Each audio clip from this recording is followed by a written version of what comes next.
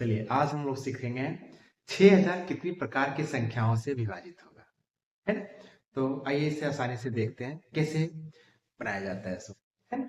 तो सबसे पहले हम लोग क्या करेंगे, 6000 को सरल में तोड़ेंगे, बहुत ही आसानी से, ठीक है? तो आइए देखते हैं, 6 गुना 10 गुना 10 ऐसा लिख सकते हैं। 6000 को हम लोग लिख सकते हैं ना।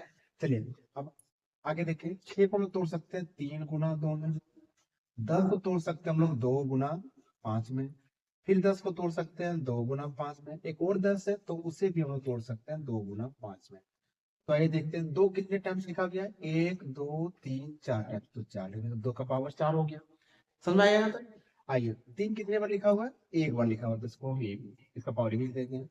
और 5 कितने बार लिखा हुआ है, 1 2 3 बार, तो 5 का पावर हम 3 लिख देंगे।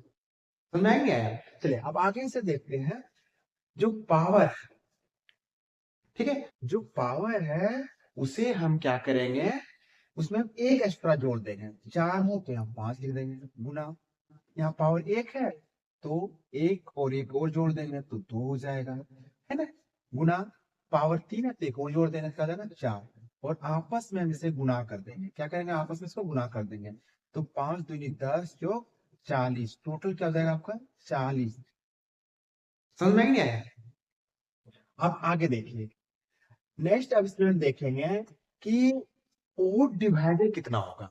ओड डिवाइजर कितना होगा, ओड डिवाइजर मतलब होता है कि विषम विभाजक कितना होगा। तो जैसे 4 दूनी 8 हो गया, ठीक है, तो 4 दूनी 8 जो होगा वह क्या हो जाएगा, आपका विषम विभाजक हो जाएगा।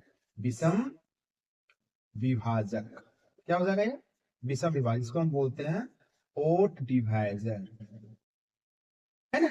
और सम पूछे तो, सम विभाजक पूछे तो हम लिखेंगे 40 - 8 बराबर 32, जिसको हम बोलते हैं इवन डिवाइजर। समझ में आया? चलिए